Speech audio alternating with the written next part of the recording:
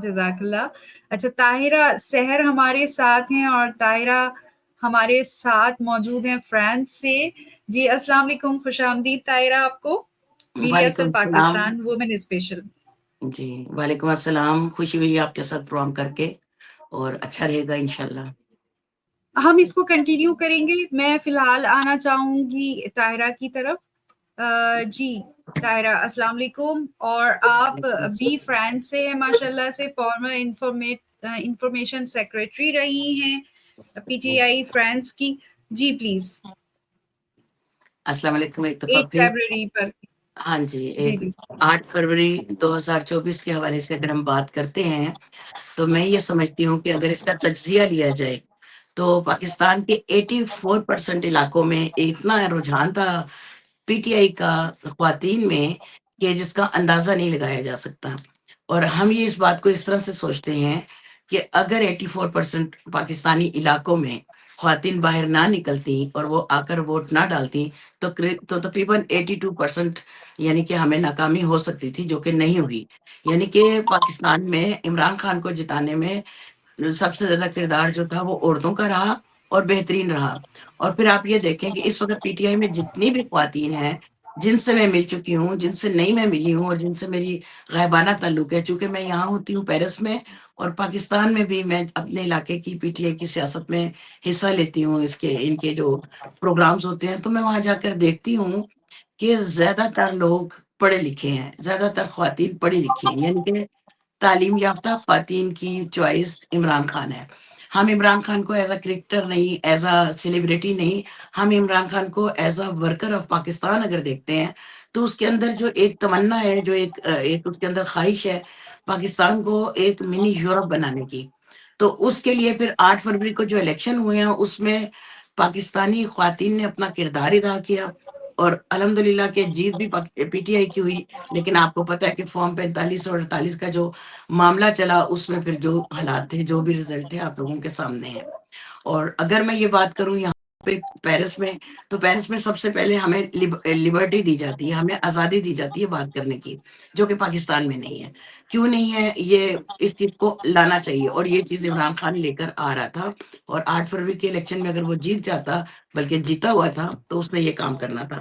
اس کے علاوہ یہاں پہ ہم ایگالیٹر رکھتے ہیں، یعنی کہ ہر چیز ہم مساوات جو ہمارے نبی پاک صلی اللہ علیہ وسلم نے بتائی، جو ہمیں عمران خان بار بار نبی کے حوالے سے، پیارے نبی حضرت محمد صلی اللہ علیہ وسلم کے حوالے سے بات کرتے ہیں، تو وہ سب سے پہلی بات مساوات کی ہے. وہ اس وقت پاکستان میں نہیں ہے اور وہ آنی چاہیے اور وہ پی ٹی آئی سے ہی آئے گی. ٹھیک ہے. اور اس کے بعد پھر یہ ہے کہ وفا جو ہے، ہم عورتوں نے 8 فروری کو الیکشن کے لیے باہر نکل کے ہماری آس پاس میں یہاں سے چلی گئی تھی ووٹ ڈالنے کے لیے. میں اتنی یہ بات فخر سے کہہ سکتی ہوں. تو ہم نے ووٹ ڈالے، ہم عورتوں نے نکل کر ووٹ ڈالے اور دنیا نے دیکھا کہ رزلٹ کیا تھا. بے شک اس کو بعد بالکل میں چینج کیا گیا، لیکن دنیا کو پتہ چل گیا کہ پاکستانی خواتین سو نہیں رہی. پاکستانی خواتین کے پاس شعور آ چکا ہے اور یہ شعور ہمیں عمران خان نے دیا.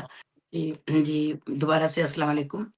جہاں تک ووٹ کی بات ہے، میں نے پہلے یہ بات کی تھی کہ ماشاءاللہ اگر یہ 84% علاقوں سے خواتین نہ نکلتی تو ہمارے الیکشن کے رزلٹ کچھ اور ہوتے.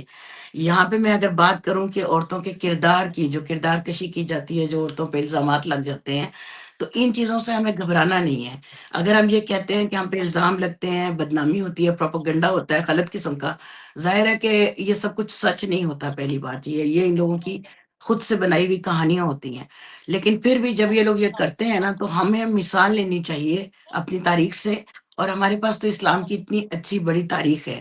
آپ دیکھیں ہماری اماں عائشہ، جن پہ ہماری جان قربان ہے، جو نبی پاک صلی اللہ علیہ وسلم کی سب سے پیاری مطلب زوجہ تھی، ہماری امت مطہرات میں سب سے مطلب ان کی پسندیدہ ان کی بیوی تھی. ان پہ بھی عبداللہ بن ابی نے الزام لگایا تھا. تو کیا ہوا تھا؟ عبداللہ بن ابی جیسے لوگ تو ابھی بھی اس معاشرے میں موجود ہیں، کیونکہ وہ اسلام کے شروع ہونے سے پہلے تھے، اسلام کے ٹائم پہ بھی تھے. اور دیکھیں ان کی موت کیسے پھر واقع ہوئی. اگر کوئی بھی مرد، کوئی بھی شخص، کوئی بھی انسان کسی عورت پہ الزام لگاتا ہے یا کسی دوسرے پہ الزام لگاتا ہے تو 1 منٹ کے لیے وہ اپنی موت کو دیکھ لے، اپنی موت کو سوچ لے، اب اس کی موت کس طرح سے ہوئی، اس کا بیٹا کس طرح سے رو رہا تھا، یہ چیز دیکھنی چاہیے۔ اچھا، اگر ہم اس چیز کو دیکھتے ہیں، 1 منٹ کے لیے سائڈ پہ رکھتے ہیں، تو آپ دیکھیں اما عائشہ کے ساتھ رب کریم نے قرآن پاک میں کتنی آیات نازل فرما دی، یعنی ان کی شان کو کتنا زیادہ بلند کر دیا۔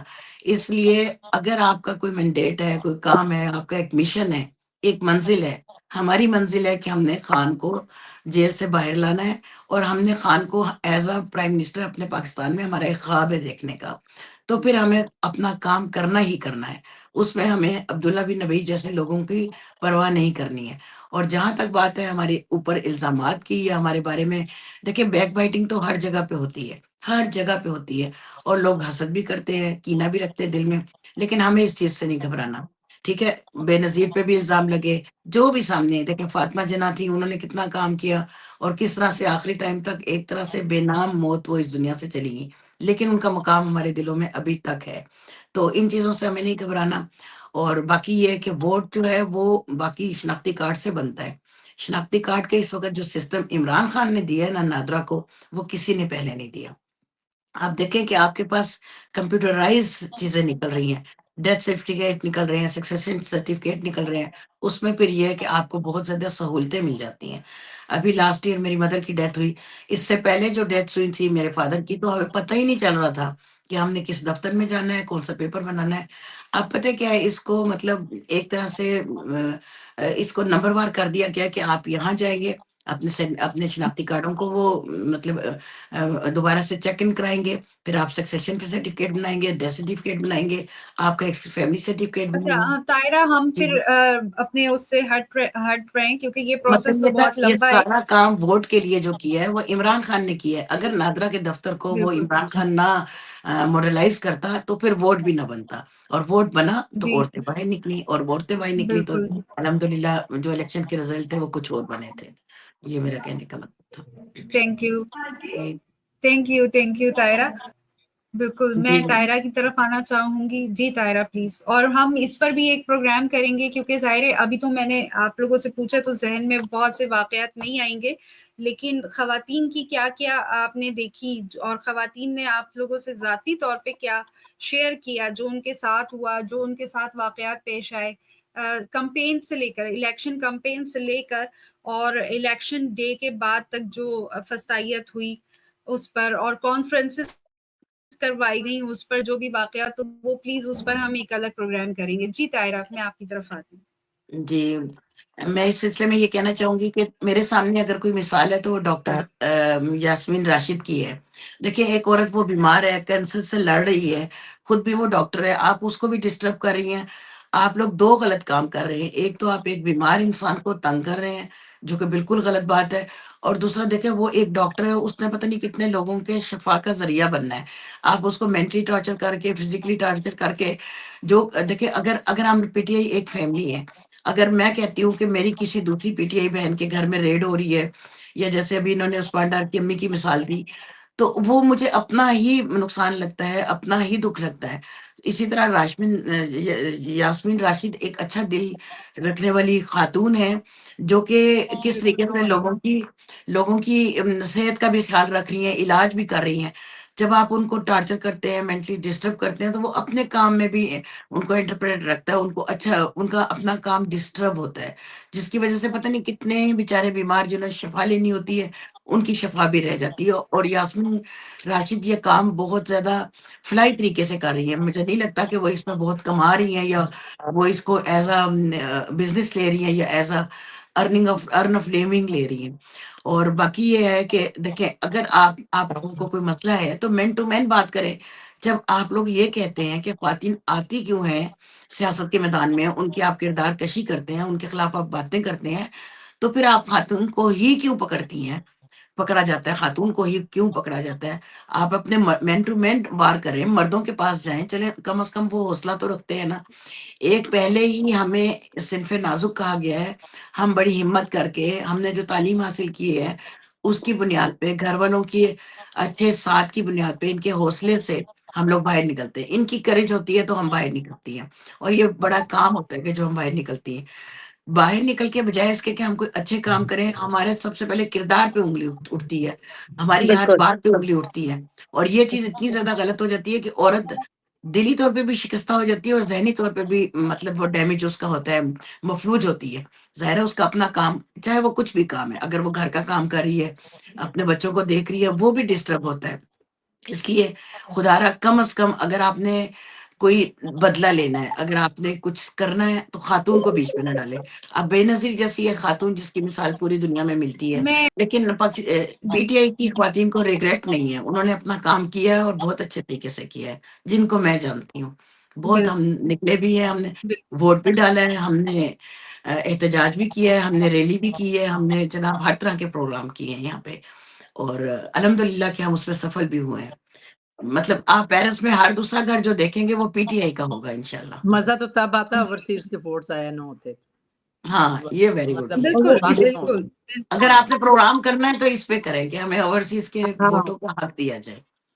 جی انہوں بتائیں. نے بالکل سب سے بالکل. اور پہلے اس پر ہم ہاں اتنے سب سے لمبے جی سے وہ پہلے دیکھی ہے خاتون تو ان اس کو لیے آئی تھی، انہوں نے سب سے پہلے کام یہ کیا تھا کہ اپنے کیسز معاف کروائے اور اوورسیز کے ووٹ کا حق ختم کیا. اور انہوں نے اوورسیز پہ کتنی بکواسیں بھی کی خواجہ آصف نے کہ یہ کون ہوتے ہیں، یہ تو باہر بیٹھے ہوئے ہیں، اور کیونکہ انہیں پتا تھا کہ یہ لوگ سمجھدار ہیں، شعور رکھتے ہیں، باہر کے ملکوں کا سسٹم دیکھتے ہیں، تو وہ پاکستان میں بھی وہی سسٹم چاہتے ہیں انہوں نے. اور خان صاحب نے جو الیکشن کے لیے ایک وہ آٹومیٹک سسٹم کا کہا تھا کہ ہم وہ رکھیں گے تاکہ ریگنگ نہ ہو، تو انہوں نے اس کو بھی جو ہے ریجیکٹ کیا کہ ہم ریگنگ بھی کر سکیں اور ہم جی، اوورسیز کو اس کا حق بھی نہ دیں. لیکن پھر آصف مسئلہ صاحب وہی ہے نا انہوں نے کہ 2 دن کے اندر یہ کام کیا تھا. کام کیا تھا، لیکن مسئلہ پھر وہی ہے، پاکستانی 84% علاقوں کی عورتوں نے ووٹ ڈالا اور انہوں نے فارم 47 کر دیا.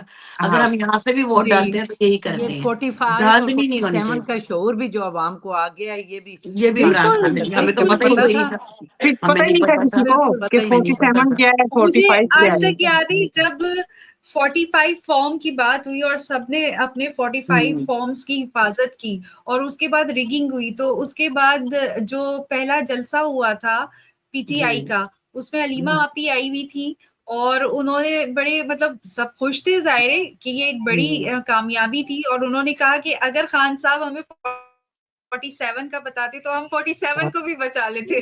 بچا لیتے. بالکل صحیح کہہ رہے ہیں. اور اوبیسلی 45 فارم کا کبھی کسی نے نہیں سنا تھا، اور ہمیں تو یہ بھی نہیں پتا تھا کہ کیا ہوتا ہے الیکشنز میں، کیونکہ اس طریقے سے کمپین کبھی نہیں کی گئی تھی جس طریقے سے، اور واقعی ایسی کمپینز کی عوامی سطح پر ضرورت رہی ضرورت ہے. اور جو پتہ ہے آپ کو دیکھا دنیا پاکستان نے. میں ہم نے ووٹ نہیں کبھی ڈالا تھا، لیکن پیرس میں آ کے اتنا شعور ہوا کہ ووٹ ڈالنے جانا ہے. جس طرح سے یہاں کی خواتین نکل رہی تھی، ہم نے بھی جا کے پیرس میں پہلا ووٹ ڈالا. اس کے بعد پھر ہم نے سوچا کہ نیکسٹ ٹائم الیکشن ہو، امبیسی میں جانا پڑے یا پاکستان جانا پڑے، ہم وہ ووٹ ضرور ڈالیں گے، ہمارا حق ہے اور ہمارا بالکل. فرض بھی ہے. بالکل.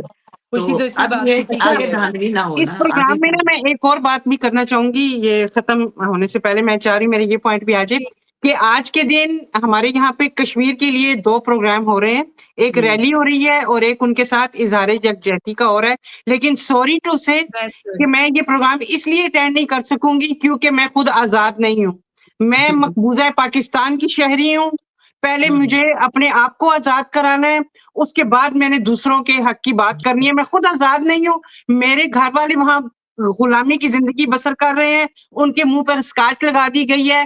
کوئی اگر لائک بھی کرے گا حکومت کے بارے میں کسی بات کو، نیا قانون پیکا کا پاس ہو گیا ہے، اور کوئی وہاں پر صحافی تنظیمیں جو ہیں بکے ہوئے لفافی صحافی رہ گئے. تو جب ہم خود مقبوضہ پاکستان میں ہیں تو ہم نے کشمیریوں کے ساتھ کیسے ان کا ساتھ دینا ہے، یا ہم نے ان کے ساتھ ہم کیسے ساتھ دیں گے فلسطینیوں کا کہ ہم خود اس سے بدتر فستائیت گزار رہے ہیں. ایک ایسے ملک میں رہ رہے ہیں کہ جہاں پر نہ خواتین کو حقوق حاصل ہیں، نہ بچوں کو حقوق حاصل ہیں، اور جیلوں میں بند کر دیا جاتا ہے جانوروں کی طرح. جب وہ باہر نکلتے ہیں تو ذہنی توازن کھو چکے ہوتے ہیں. تو لہٰذا ہمیں سب سے پہلے پاکستان کے لیے بات کرنی ہوگی. ایک شکریہ. تھوڑا سا ابھی آپ نے یہ کہا ہے اسکچ لگا دی جاتی ہے، تو ابھی یہ کوئٹہ بلوچستان کا دیکھا، لوگوں نے خود ٹانکے لگوا لی ہیں اپنے ہونٹوں پہ، اپنے منہ پہ، خون دیکھیں ان کے. اور مطلب انسانیت ہر جگہ پس رہی ہے، انسانیت پس رہی ہے. مجھے اس سے کوئی سروکار نہیں ہے کون کس فرقے سے تعلق رکھتا ہے، کون کس شہر کا ہے، کس ملک کا ہے. بس انسانیت کی بات اچھا کریں، اور لیکن جو کہ پتہ ہے ہماری طرف میرے خیال سے بلکہ ہمیں جو ہر ایک تھوڑا سا انسان کے لیے، ہر ایک ملک کے لیے ہمیں کھڑا ہونا، اسپیشلی ہم جو وومن یہاں پہ ہیں. میں پیلسٹائن کے لیے بھی ہر ریلی میں جاتی ہوں، ٹھیک ہے، اور آزاد کشمیر کی ہر ریلی میں جاتی ہوں، کیونکہ بھی جتنے ہم زیادہ ہوں گے تعداد کا بہت فرق پڑتا ہے. آپ آواز بنتی ہے، اسٹرانگر بنتے ہیں آپ لوگ. ڈفرینٹ کنٹریز مل جل کے جب ایک آواز کسی اور کنٹری کے لیے اٹھاتے ہیں. اور دیکھو آپ نے ابھی کہا کہ خواتین کہتے ہیں کہ ہمیں جانا نہیں چاہیے تھا، ہمارا اس سے بہتر تھا کہ ہم نہیں جاتے، اپنا ووٹ نہ دیتے جب انہوں نے اپنے چھینا دل نہیں کی تھا. بڑاس تو لیکن نکالنی ہے نا، آپ وہ انہوں نے نکلی کچھ تو ہیں، کہنا نا، اس کے افسوس نمبر میں کرنا ہے. نکلی ہیں، تو ریگنگ بھی واضح ہوا نا. اگر ورنہ وہ نہ نکلتی تو وہ 1-2 گھنٹوں میں وہ ریگنگ کر لیتے. لیکن ان کو 2-3 بلکہ پورا ہفتہ لگا ایک 47 کو بنانے میں. ریکارڈ، دنیا کا ریکارڈ قائم کیا Because of the انہوں نے. اچھا women. یہ